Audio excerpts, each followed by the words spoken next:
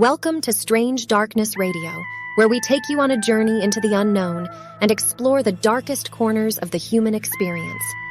I'm Sky, the AI voice of the show, and I'm excited to introduce your hosts, Bobby Washington and Carolyn Gray.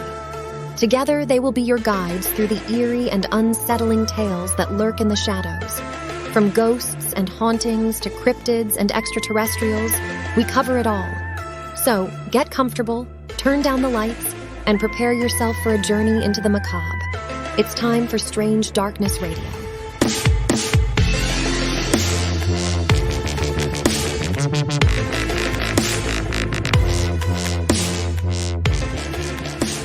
Welcome back to another episode of Strange Darkness Radio. This is Bobby Washington. And I'm Carolyn Gray.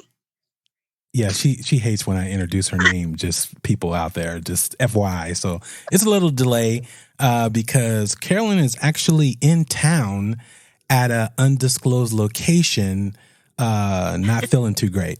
But she's a trooper, and so she's doing the episode tonight. So what happened, Carolyn? I flew in Sacramento. I got here, Friday. I felt fine all weekend, and then this morning I started coming down with something, and I think I might have COVID because my aunt has COVID and she was visiting us. So I'm going to probably let you take the reins on this one, Bobby. No worries. Well, but I'm here. Okay, I'm here for Okay, perfect. We have a special guest tonight, and I'm going to let Sky go ahead and introduce him, and we're going to go from there. So here we go. Let's give a warm welcome to Tim Moon, the creative mind behind Tomato Fields, an enthralling cryptic mystery fiction thriller that burst onto the scene in 2023.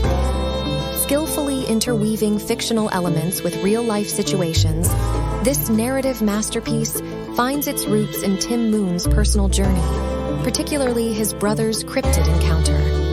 With Tomato Fields, Moon introduces his inaugural novel, the first chapter in what hopes to be an exhilarating series.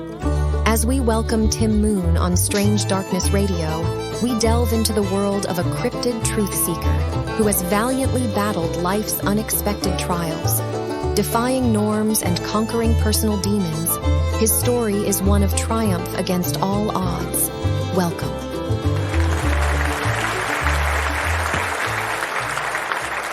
So, Tim, welcome to Strange Darkness Radio. How's it going? Hey, thank you. Nice to be here. Oh, well, thank you very much for joining us. And your book, man, your book is really amazing. In reading it, haven't gotten all the way through only because life's craziness. But it on the parts that I've gotten through, it kind of reminded me of, a 70s vibe, old school cryptid, Sasquatch or Bigfoot story. That's the goal. Yeah. So tell us about yourself. I'm a teacher and administrator in the Austin area, and I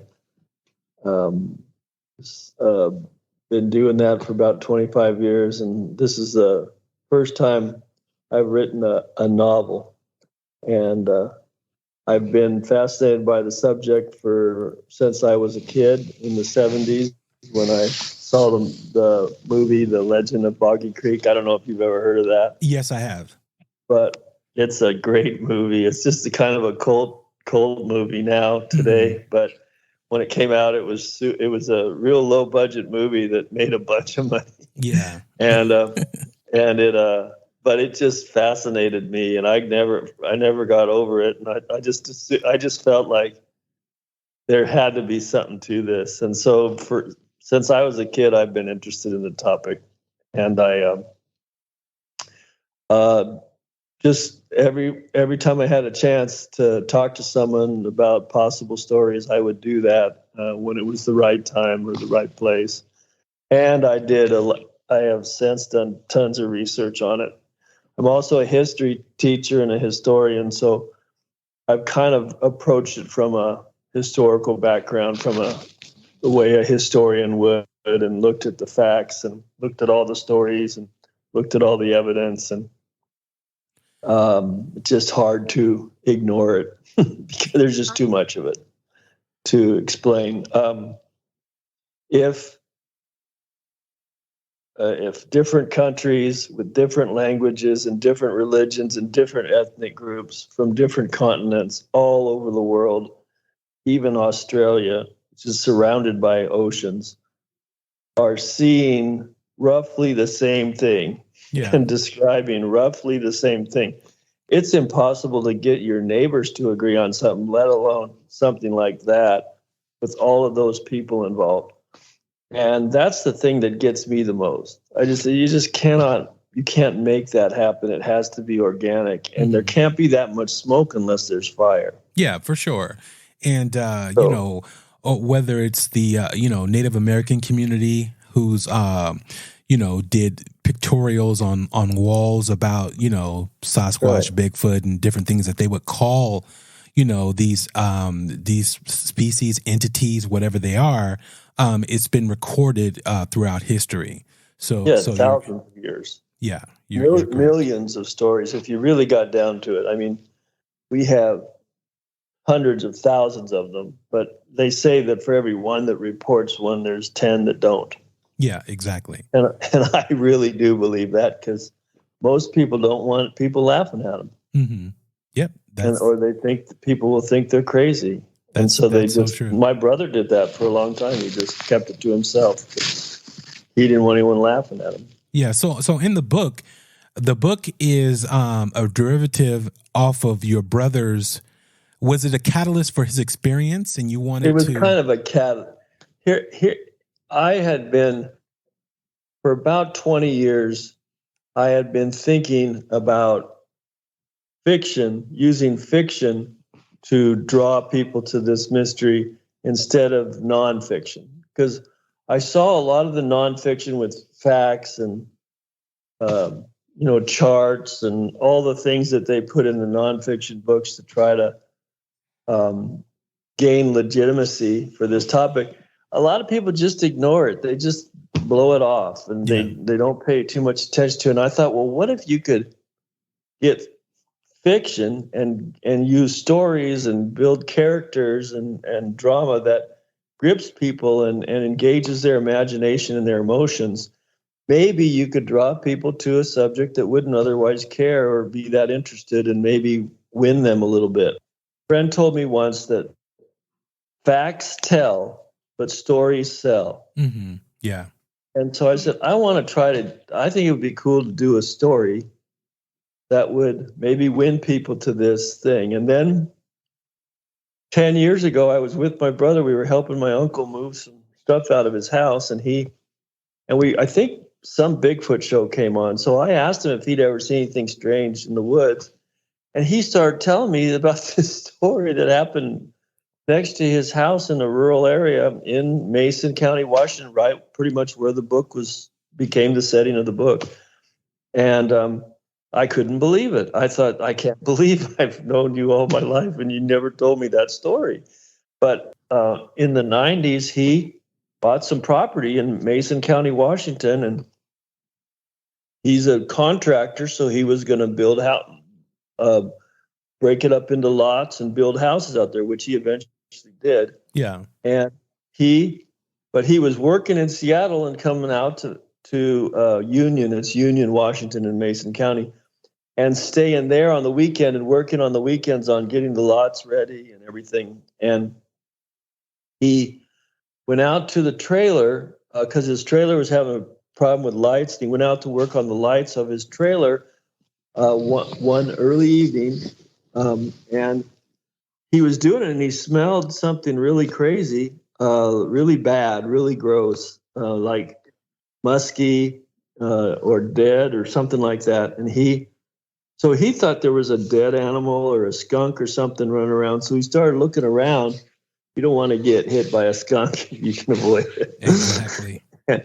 And he looked up to his left about 70 yards, and there was an animal standing there, and it was about 9.5, 10 feet tall. He knows that because it was standing right next to a light post that has markers.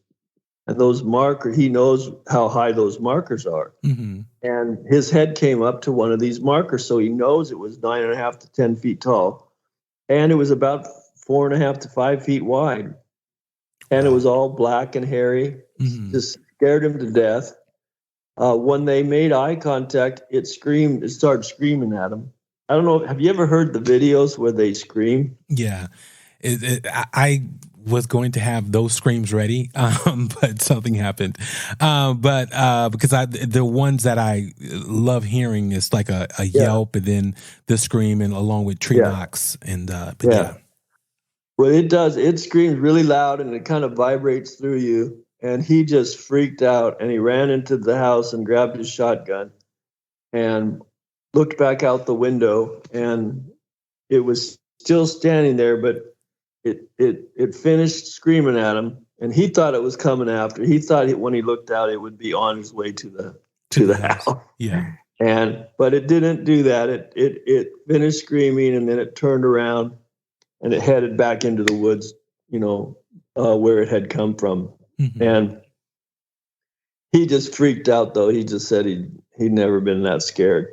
And he, to this day, he won't go in the woods. Yeah. Unless he's very well armed. Wow. And it's full daylight. He doesn't go camping. Yeah. Or anything like that. I don't blame him.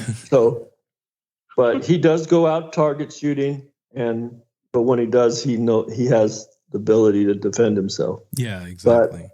But otherwise he won't do it. And it just said that once you see it, he says, once you see it, you can't unsee it. Mm. And he doesn't give a crap who believes it or not. Yeah, no, I've heard that. I've heard that multiple times when it comes to Bigfoot.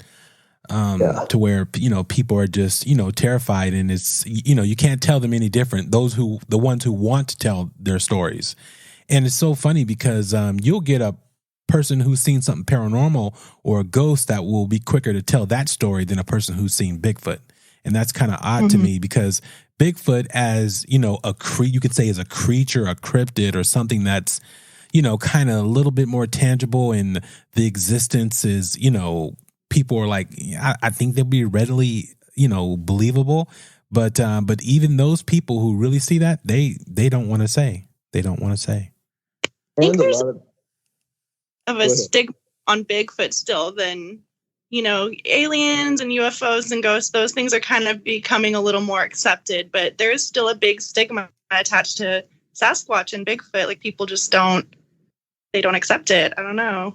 I think people think if there's really an animal out there, he'd be in the zoo. Yeah. Right. Would have discovered it by now.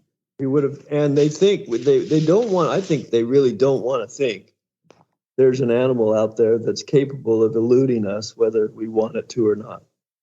Because then maybe something else is equal to us in some regard. I mean, I'm not saying they're human the same exactly, but they're superior to us in some significant ways, or one of them would be in the zoo. Yeah. And so I think people don't want to think, especially when they're out in the woods, that there could be something looking at them too. So yeah. I think people and I also wonder if there's not a thing in our development, in our DNA from back in history when there was more interaction between people and these things, where there's a natural fear. And so that fear engages and kicks in the survival instinct into people, even psychologically, even I think when they don't know that that's what's doing it. Because I see people just irrationally just reject it. They just don't want to talk. They don't even want me to talk about it. Yeah. They get mad. I've got to the point where I don't even talk about it unless I feel there's a sincere interest, because they either laugh at me or they get mad at me. Yeah. And I haven't done anything wrong. Exactly. I do. I'm fine. I don't want to talk about it. I don't need to get them to agree with me. So, but there is just sometimes when it's just weird, like you said, a stigma that just about this that you don't necessarily see in other things. Yeah. So can I ask real quick? You've done a lot of research and you've interviewed people who have seen or had experiences. I've talked to different people, more not in formal interviews, just asking them questions and getting their stories in when I run into people who I think might have had an experience. Okay, so what, in your opinion, where does it come from? Is it something from Earth, or is it? Based on all the stories, I've just read and heard thousands of stories from on the radio and in blogs and everywhere I can find them, I read them or listen to them. And one of the things that I noticed is that people who watch them move generally claim that they've never seen anything move like that. Like something shouldn't be able to move like that. The way they have super fast running speeds. They run faster than any animal that size should be able to run. They jump high. They climb up trees. They squat down like spiders and crawl on the ground. They have amazing agility. Their legs move funny. They don't move like the human legs. Their knees don't work the same way the human. And generally, people will say it seemed to be defying physics. It didn't seem to be moving and acting like an animal on this planet acts. So it makes me wonder if they have some extraterrestrial origin. Mm-hmm. How, I don't know. Maybe they were brought here. Maybe someone got sick of them on their planet, so they dropped them off on ours. I don't know. Okay, or maybe they just, there's a lot of different theories about what aliens do come here, if they do come here, and what they might bring or try to create after they get here. But if you think about Superman, the whole thing about Superman, and I know that's just a fictional story, but I think it tells a point, is on his own planet, he was not Superman because the kryptonite modified his strength. It weakened him and made him normal. When he came to this planet, there was no kryptonite, so he was super powerful, super strong. I'm wondering if that wherever they did develop, if they do have an extraterrestrial origin, if it had super hard gravity, much stronger gravity than what we have here. Mm-hmm. So suddenly when it gets here, this is nothing. Yeah. I can do anything here, and I wonder, I don't know for sure any of this. I just, guess based on what I have learned. I wonder if that's not part of why they are able to do so much. And they also have a lot of psychic abilities.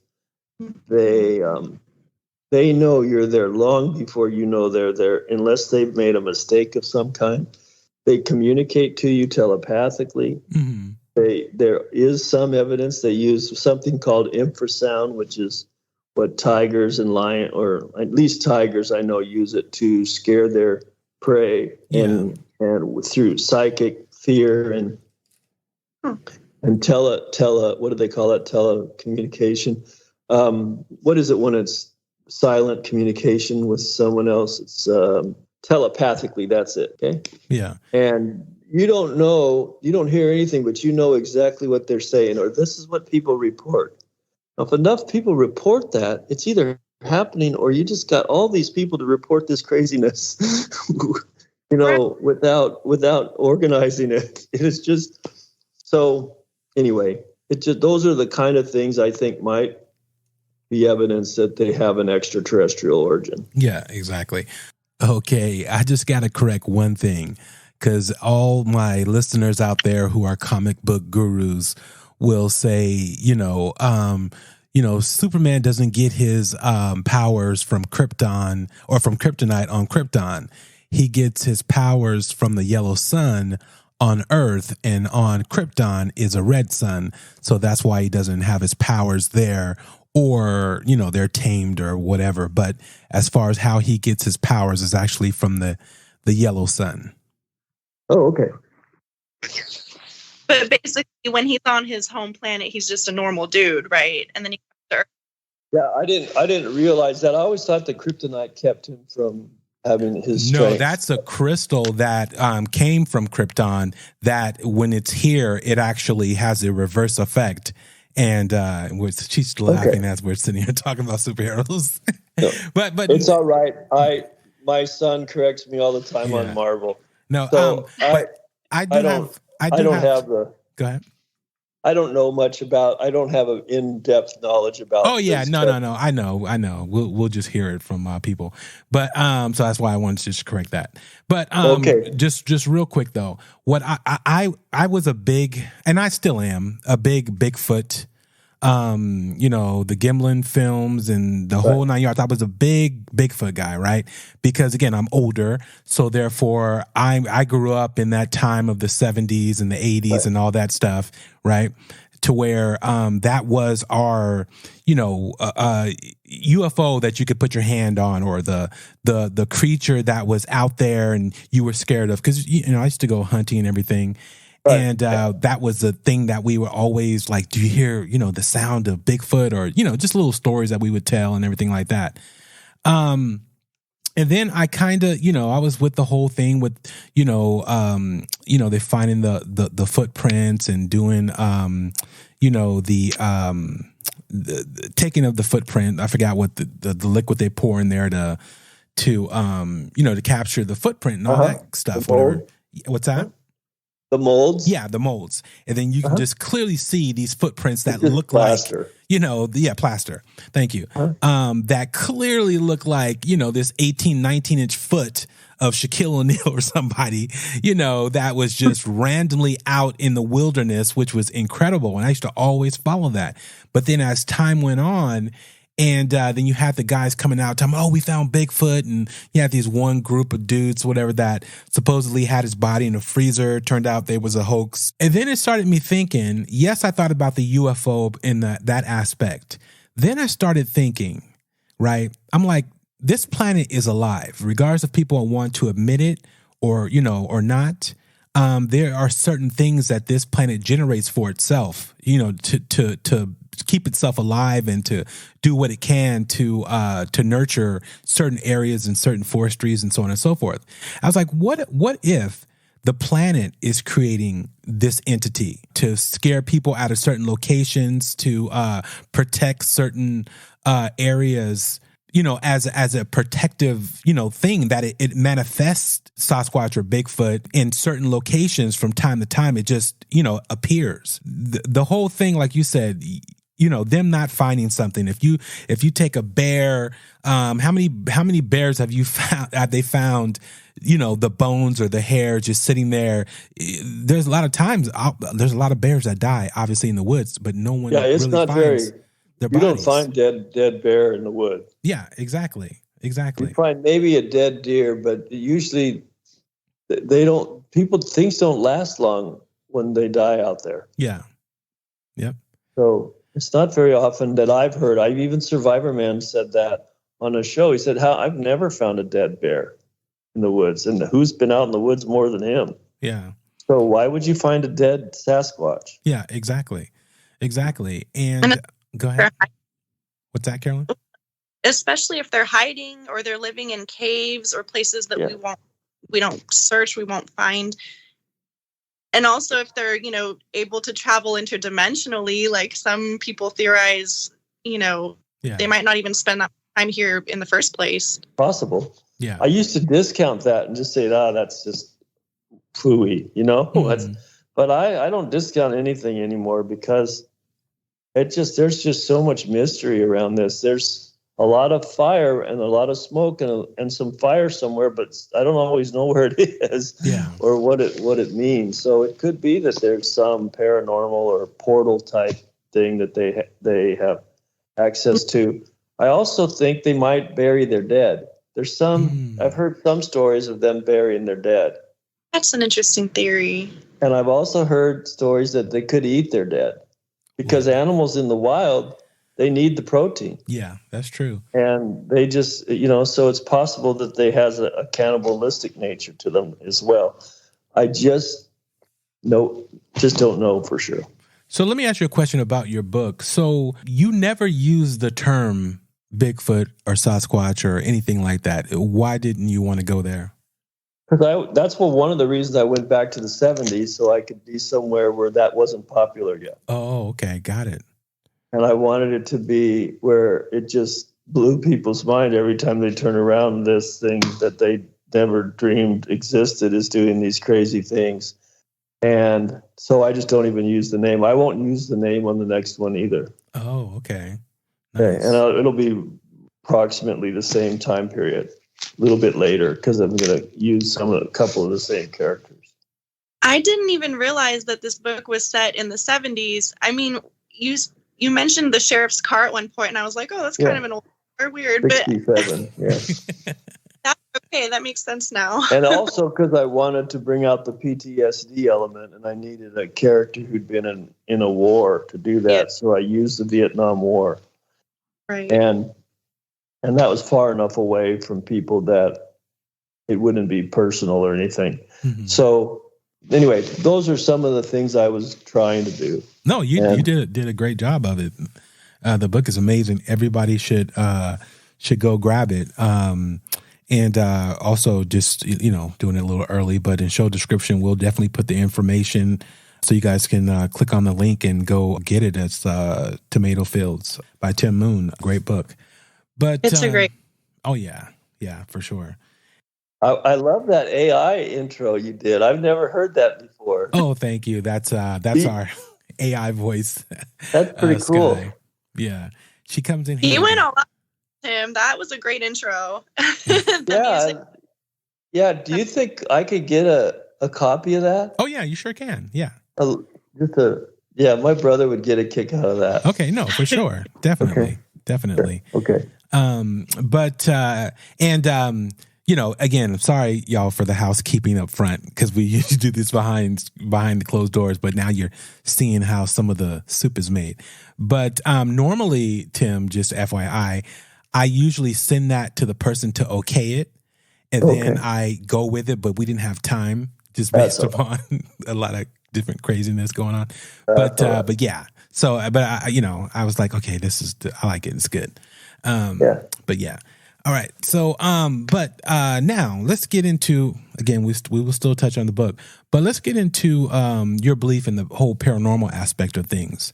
What is your thoughts on the paranormal? Because I know you did have a paranormal experience when you were a younger child, and I wanted to, touch bases with you on that.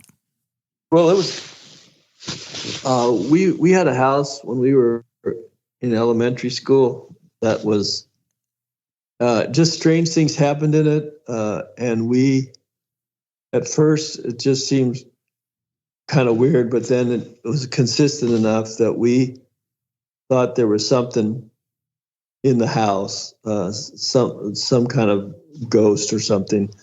Couple of things. One time, a thing floated off the mantle and then dropped in the middle, by in front of the fireplace and broke. And my brother and my mother and a couple other people saw that happen, and that really freaked them out. Yeah. And then one time my brother saw a little boy, kind of partially visible and partially invisible, if that makes sense. And it followed my dad into the bathroom. And he was kind of jealous because he didn't know the little boy and it was his dad. So he ran into the bathroom after his dad to find out who this little boy was that was with his dad. And there was nobody in there. Wow. And it was dressed in clothes from like early in the century. Mm-hmm. And so my mom finally got a Ouija board, and her and my aunt, and I think it was my stepbrother and maybe a couple others, did it to try to find out if there was something in the house. Now, personally, I wouldn't encourage people to do that. Yeah. Okay, because I think you could potentially invite some really dangerous elements that you don't know how to handle. Yeah. So I don't encourage that, but I was only 8, and I can't make I didn't know anything about any of this. So I just did what Mom said to do. And they determined that that some little boy had died in the house, and they had the initials and everything. And now I can't remember it. And my mom died suddenly when I was in my late 20s and never dreamed that anything would happen to her. So I never asked her all these questions that now I have, but she's the only one that had answers to. Yeah. So, but she said she went downtown and did some research in the city, offices, and found out that a little boy had died there. Mm-hmm. So that's all we knew. And occasionally it made noises in the kitchen. Occasionally it made noises downstairs, turned the dryers on and off. Sometimes it turned the stove on and off. Wow. Pots and pans got moved around. I heard it moving pots and pans around one night in the kitchen. Yeah. I didn't go in, and I don't know why. I sat there. I remember sitting on my bed for 20 minutes or so. Everyone else was asleep, and things were moving around in the kitchen. And I wasn't scared. I didn't run upstairs, but I also didn't go into the kitchen. And to this day, I don't know why I didn't. Yeah. But I heard it clear as bell, and I know nobody was up and nobody was there but me listening. So that was kind of strange. But we just got to the point where we figured it just was there. It was just part of the family, and we just accepted it. And when we moved, we never saw it or heard it again. Yeah. So it was something that was tethered to that home. It must have been, like I said, I don't understand it all. Paranormal, all paranormal means is it's beyond normal. Exactly. Yeah. It doesn't mean it's woo-woo or it's something crazy or insane. It just means we don't understand it yet. And since we don't understand most things, it shouldn't be abnormal to be paranormal. Exactly. And so that's how I look. That's how I look at it. And I think we could understand a lot more if there wasn't so many forces that seem committed to us understanding less.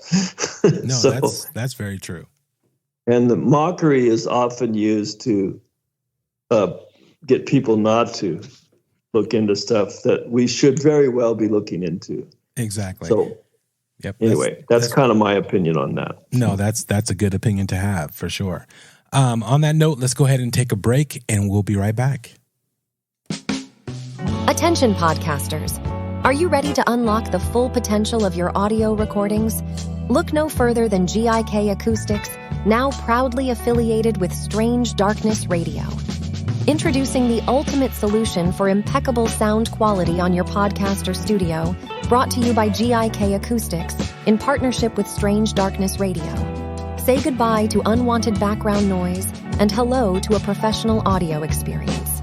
With GIK Acoustics, you can ensure that every word you speak resonates with clarity and power. Their expertly designed sound panels, bass traps, and diffusers are meticulously crafted to create an acoustic environment that captivates your audience like never before. Visit our affiliate link on our Facebook fan page or find it in our show notes to access this exclusive collaboration. By harnessing the power of GIK Acoustics in partnership with Strange Darkness Radio, you can unlock a world of acoustic excellence for your podcast. GIK Acoustics in partnership with Strange Darkness Radio. Embrace the darkness and let your voice shine. Now let's get back to Strange Darkness Radio.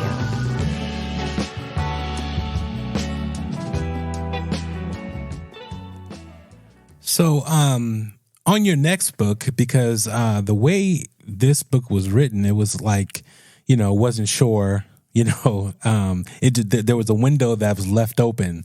Yeah, at the end that becomes pretty clear, but I don't think that window opens till the last chapter. And the idea is just that it is part of a bigger picture, and I start to introduce that in the last chapter. I really think the Bigfoot mystery is a mystery that's a microcosm of a much bigger mystery, which is more our place in this universe. Exactly. We tend to think that we're the center of it, and we are living in a universe that's billions of galaxies with billions of stars in each galaxy, with trillions of planets that could be Earth-like and have life develop, and all other types of diversity of life. And there's a whole lot more out there than what we know or what we are telling anybody or what people who do know are saying. And I think a lot's being covered up. But when we have a better idea of who we really are in this universe and what else there is and how we all fit in that spectrum, I think Bigfoot will just fall into place and we'll go, oh, yeah, duh. Why didn't we know that? You know? Yep. Because it's a smaller mystery in a much larger mystery. And I think all this UFO stuff and that's going on, I can't tell how much of it's subterfuge and distraction and how much of it's real. I tend to discount the same people who've been lying to me for years. Suddenly I'm supposed to believe they're not lying to me. And so I don't. I don't. So, but I do know that we are likely not alone in the universe. And I think mathematics alone proves that. So I'm just going to wait and see. I hope in my lifetime I get to see some of it come to pass and some of these mysteries get resolved. But I don't know. It's out of my control. If I had any control over it, it'd be done already. Yeah. Have you ever had UFO experience? Yes, I had when I was in college in the early 80s. I went to a concert, and I believe it was the Bill Cosby concert. It was a comedian. It was either Bill Cosby or it was that funny guy who used to always say, I don't get enough respect. Rodney Dangerfield? Rodney Dangerfield. It was one of those because I saw both of those guys at different times. But we were leaving the Coliseum. It was in Pullman, Washington, in the Beasley Arts Coliseum. And we were walking out to our car.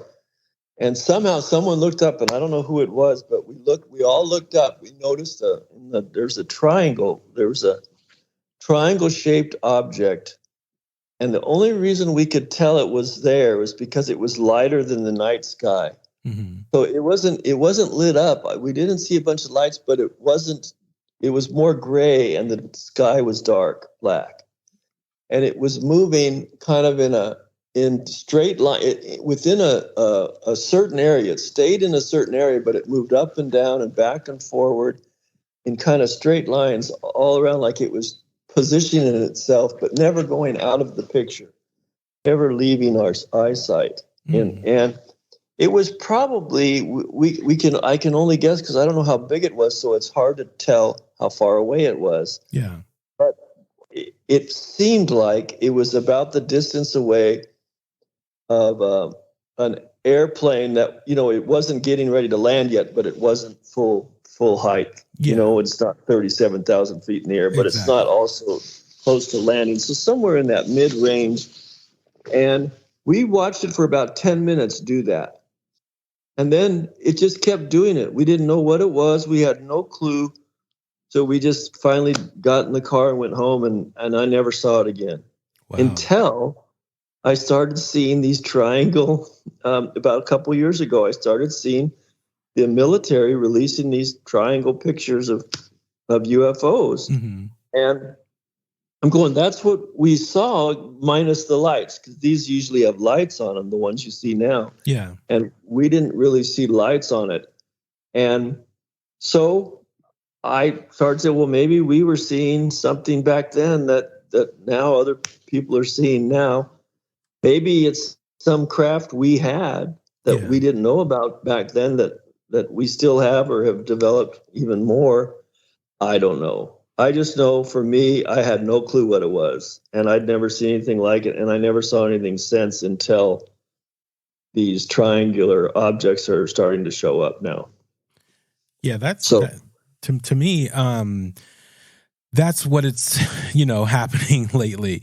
It's all the because I've had different sightings, and the one orb that I saw at a distance darting in and out of clouds, and to see that, because I was driving at the time, and then to see that and I'm trying to pull over because I can't believe what I'm seeing, and then to actually see it, being chased by like a F-16, I was like, wow, that's crazy. Wow. Because I never thought I would see it again. It's just something that I was like, oh, okay, let me take this in because I probably will never see this again, and let alone try to explain it to someone.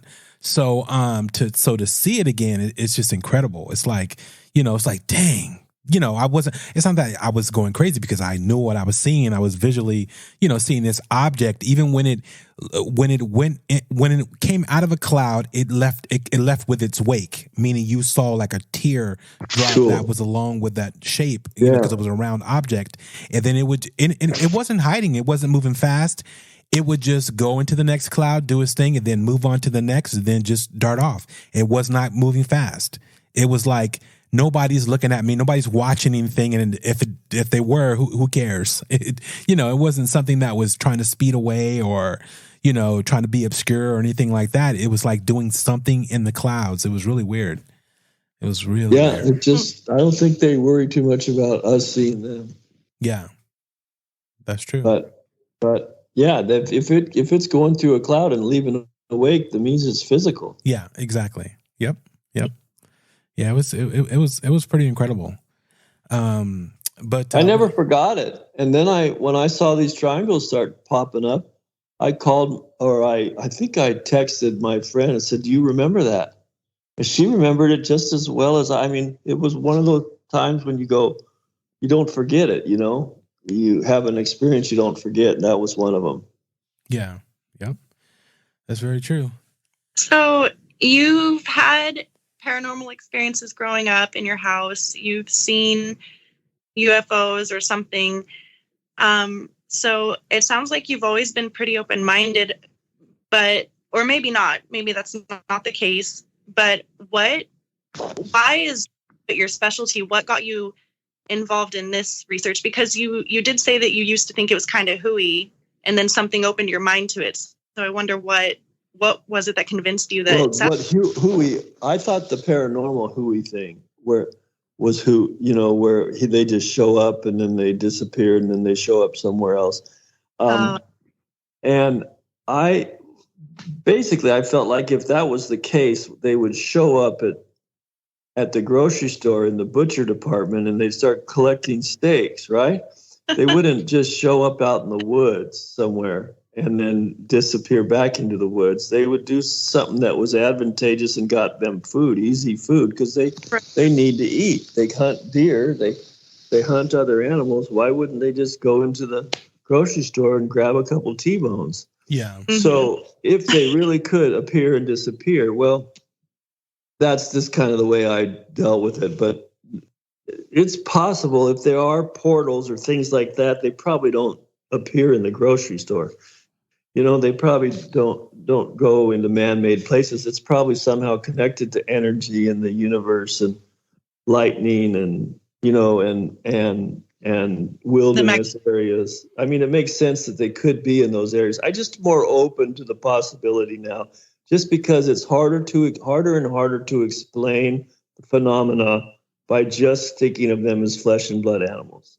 I've always believed they existed, but I tended to believe they were just flesh and blood animals.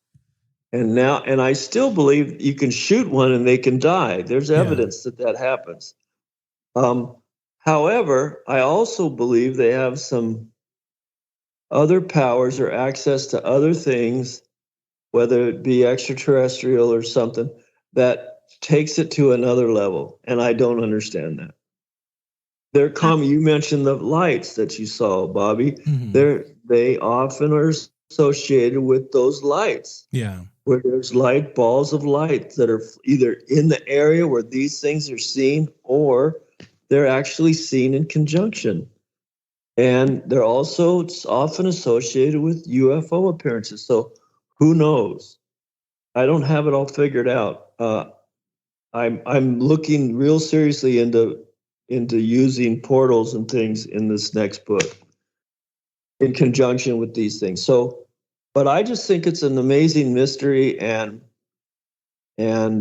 I just don't eliminate anything. If I can't prove that it's not true, I'm not going to say it's not. Exactly. So it's a possibility. We need to be open to possibilities without believing stuff, anything anybody says. We can't do that either. But we have to be open to possibilities if the explanations we have aren't so satisfying us, aren't doing the job. So I wonder if you've heard this theory. I actually just learned of this over the weekend. There's a woman, her name is Sue Walker, and we're actually hoping to have her on our show eventually. But she talks a lot about Sasquatch and Bigfoot, and I don't know where she gets this information, but she theorizes that they're extraterrestrial beings. They share our planet with us, but I think she said they're able to travel interdimensionally, but also she theorizes that they can shapeshift. Ooh. What do you think of that? That's a game changer right there. I never even thought about that shapeshifting aspect of it. I don't know. Like I said, I don't discount anything.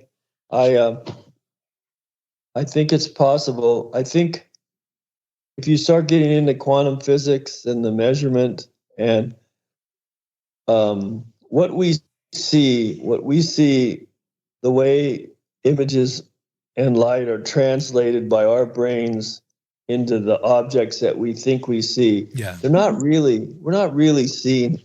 It's just our brain makes it look like that because we need it to look like that to survive. Our brain is driven by survival. So it's very possible that things, they change, the light changes so that the object changes. Yeah. Maybe they can change the lighting or the original the thing the brain sees, so that obviously we see differently. The brain then translates it differently. Yeah. Or they're able to communicate telepathically. Who's to say that they can't just make themselves invisible in your mind, right? Like psychically or telepathically. Yeah. Maybe. Yeah. I just don't know.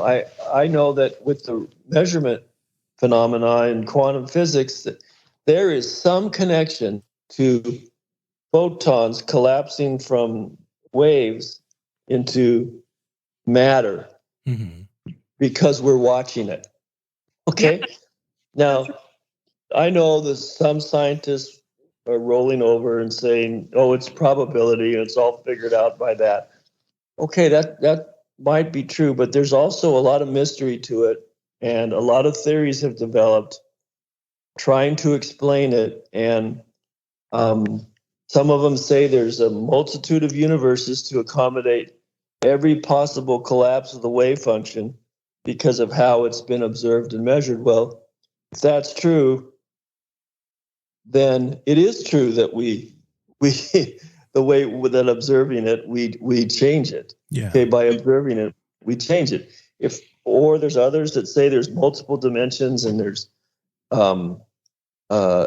there's one observer and that's God, and everything's collapsing because God's looking at everything through us. So there's some consistency in how it collapses, and it allows the universe to be a persistent reality at least, yeah. and that we can depend on and live in. So there's a lot of different ways of looking at that, but there's at the fundamental stage, there's something that we act on what we observe. In some way, we act on what we observe, and people could possibly see the same thing differently because they're expecting to see something different.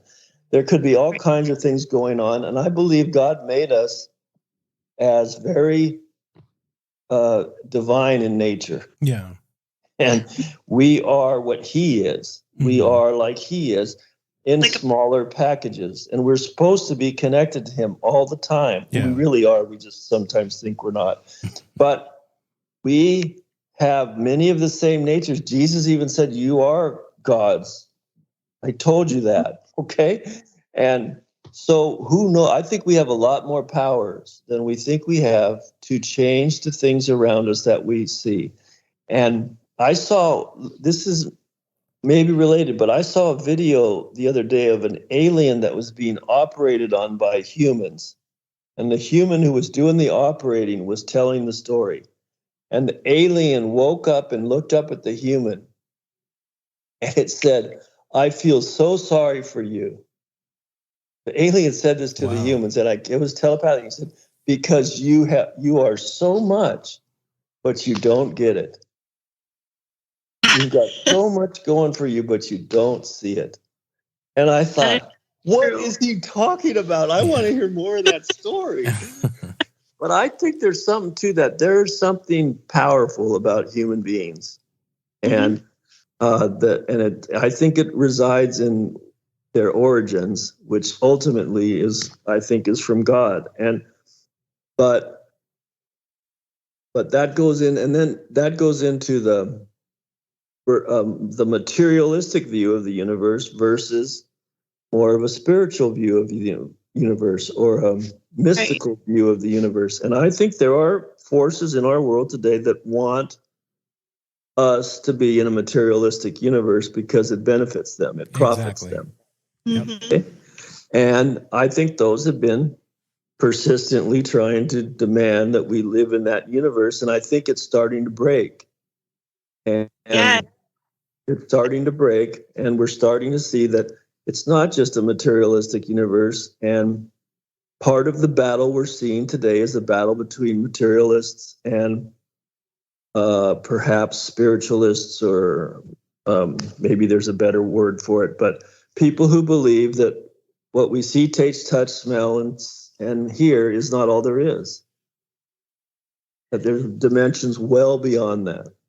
And science is beginning to say that too. Exactly. That's true. I completely agree with everything you just said. And I think we're living in a really exciting time because finally we're technologically advanced enough now that I feel like science and spirituality are starting. It's a little bit, but they're starting to come back together. And you really can't explain the full picture without both elements. And for so long, it was like science was so material based. It was just observing the material world. But you need the spirituality aspect of it to explain the full picture. And I do agree with you on that. And I also agree with you on what you said before, that I think that there's a lot more out there that we don't know than what we do know. And we need to be asking questions and figuring it out. I think that's so important. Well, what we we only see about 0.3 or 0.4% of reality. Yeah. Mm-hmm. Dark matter can't be seen. Our human eyes can't see. We have instruments that can measure some more of it than we can see with our eyes, but even those are limited. Most reality is not accessible to us. Nope. Okay? That does not mean it doesn't exist. And it doesn't mean it doesn't affect us. So I just think we have to be humble and say, you know what? We don't have it all figured out, but there's got to be more. Dang, that's something, hearing that come from you, and I haven't even heard that come from Neil deGrasse Tyson. So that's amazing. They don't. They play the materialistic game. Yeah. They talk all the talk, but they want to be materialists. Yeah. And they get all their money and all their funding from companies that want to just be materialists and make profits. And that's a lot of science you can't trust anymore because they want to sell you something all the time. Exactly. So true. That's very true. Anyway, we just have to be careful and wise. And humble, I think. Exactly. Another question for you. Have you gone Bigfoot hunting? I've never gone. Well, I haven't gone Bigfoot hunting. I've gone hunting. And but I've gone just out running around in the area where we wrote the book about. Mm-hmm. Okay. And we went out there, looked around, and saw some things that may or may not have been evidence. It seemed like it was some evidence to me, some broken trees, some footprints, some scat, which was very large scat, but it wasn't bear. Yeah. Okay. And if it was human, it was a big human. And we saw just some things and it looked to us like it was a natural deer crossing on the highway where deer would probably cross we may have seen some evidence. I've never seen one. I am going to go out down here in Texas. I have some some people I know that are pretty serious, and they go to some dangerous places. And there are some places in Texas where you got to be real careful if you go to, because they're real thick. Yeah. And there's animals and gators and snakes, and there's scorpions, and there's just a bunch of stuff. So you got to be pretty careful, and they know what they're doing. And I'm going to go with them. And I think it'll be a little less, it won't be really hunting, but it might be searching. Yeah. Because I don't think anybody wants to kill one, but unless it's going to kill them. Yeah. So. You have to let us know how that goes. Well, I will. There's quite a few people that are interested in it. So it could be as soon as October. I've let them know that when I can do it and when I can't. But yeah. So it could be scary. I might stay at the base camp. It could be above my pay grade. These guys know what they're doing, but I might go with them. I don't know yet. We'll see what they say. But I will go at least to some parts of it. So, but yeah, I will definitely keep you posted on that. Oh yeah, the tales of Tim Moon actually getting out there. It's part of the research for the book, the sequel. Okay. So yeah, I want to get out there and actually feel it. So nice. And I'm sorry, Bobby, can I ask a question about your book? Sure. I know you said it's based off of experiences that your brother had, but did you incorporate any other stories or evidence? My goal in this book was to not take a side on the physical versus the spiritual or paranormal. Although I give hints to both. I give hints to both. And I didn't copy any story I've ever read. But one of the things that I've learned in reading stories about this is that the ones that seem often the most ironic and the most crazy are often seem to be, to me, to be the most true. So what I wanted to do was take everything I've learned and then come up with some interesting possibilities that didn't directly copy any story, but were consistent enough with the facts that all the stories basically told that it was believable that it could happen. So I took the knowledge that I had about the creatures and then developed almost purely imaginative stories about how this particular creature was acting. And then I just let it go, and it just, to some degree, wrote itself. Yeah. Okay.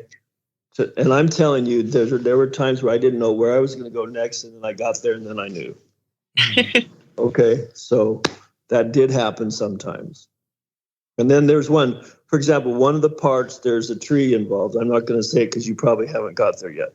But there's a tree involved. Well, I was reading stories of Native Americans in British Columbia, and they were talking about this tree and the impact it had on these girls that were trying to escape from the Bigfoot.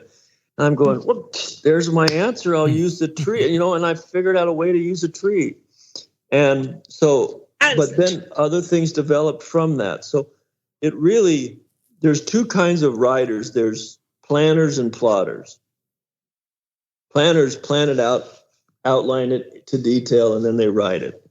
Mm-hmm. I can't do that. I'm a plotter. I just start writing and things come, but I've got to immerse myself in the topic and really have certain understanding of everything that's going on. And then I just start writing and things happen. I fill myself up with material, but I don't write the outline. The plan. Yeah. That makes sense. It's a very well-written book. I actually thought it was a true story. And then Bobby hit me up recently and he said, "Did you know this was a fiction?" And I was like, "Oh, I thought this was a true story." It's very well. It's not. It's fiction. It's really good. It's amazing. Everyone should go grab that.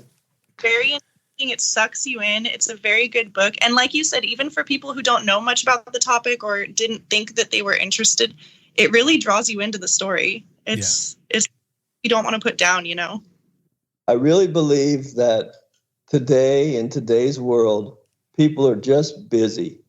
They got a lot to do and they got a lot on their plate. and everybody's like this, and if you're going to write and you're going to use someone's time, you got to be real quick about getting to the point and letting them know why they're going to use their time and get through it quickly. I don't believe the day of novels that are 500 pages are going to go anymore. Yeah. Okay. And so I tried to get it into the action as soon as possible and get them going, because I know people's time is valuable and I want to use it. But right. So yeah, good for people with short attention spans. well, one of the writers told me that it was kind of like a novel for a 21st century. Yeah. Yeah. I would say so. It's one of those books that you curl up on the couch and you just read and you start looking around as you're reading, every little scratch or noise or knock, you're like, okay, what's happening? So I love that creep factor that it has, and it's subtle too. Yeah. One of my brother's friends was in the bathtub reading it, and I think the sink popped and the water started spraying all around, and she got all freaked out. So, anyway, at least one scary story. Yeah. Well, Tim, thanks for joining us on tonight's show. It's been an amazing episode, and just your insights on, the cryptid saga and your search to, to find out or, just to understand what's really going on out here as best we can with the the tools that we have. And your book, like I said, is an amazing read.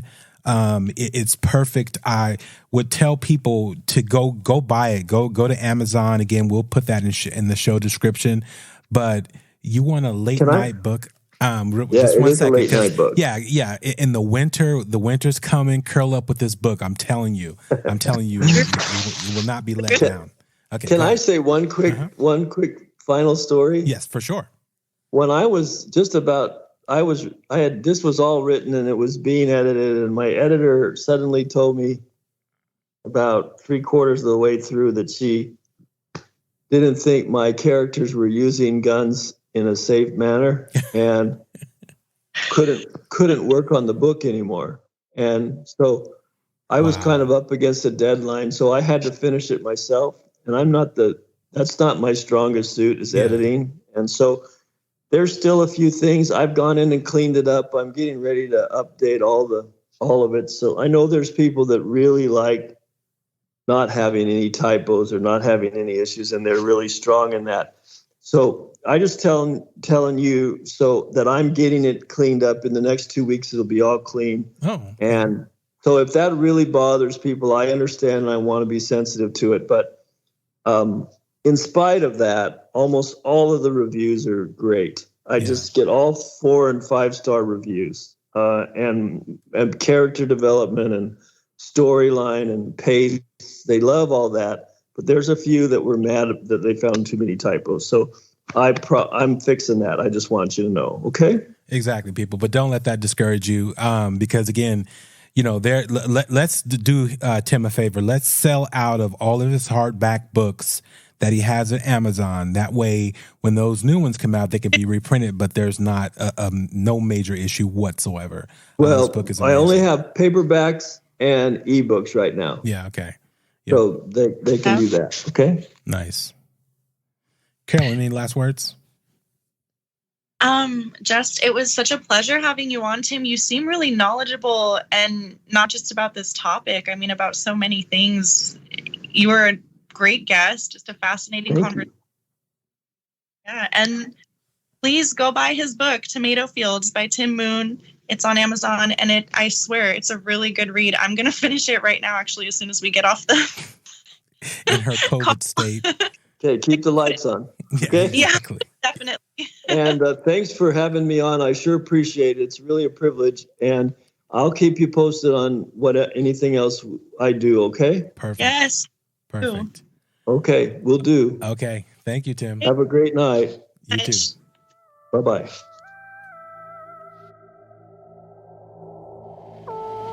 Ethel, do you know where you are? My body. You have passed over You've died. No. Everything, my body, they took it. It's torn. What an excellent day for an exorcism.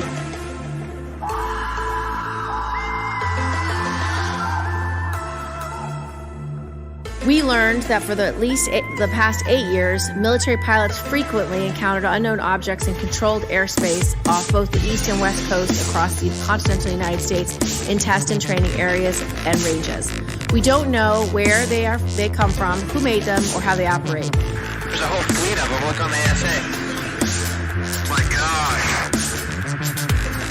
They're all going against the wind. The wind's 120 knots to the west. Look at that thing, dude. Cleveland County 911. I don't know if I should have called this in or not, but What's going on? if I'd had my camera, I'd take a picture of it. Take a picture of who? I don't know what it was. He's walking upright like a man. I would not kill it because I was afraid to. But he went back up the mountain. Cleveland County 911. Hello. Can I help you? Yes. This is Tim. Uh-huh. You probably have my address. Yes, sir. What's going on now? I shined a light on this thing. Okay, what did it look like? It looked like a giant ape with a man's face. But I was afraid to kill it. And it made a whistling sound. He was about 9-10 foot tall with real long arms. I go out there, he gets gone. Then I come back in the house, and he gets back there again, and my dogs are just raising heck. Was I just in any trouble if I shot and killed this beast, this animal, or whatever it is? Would I get in any trouble? I can't answer that question. If he goes too close to me, I'm going to kill him.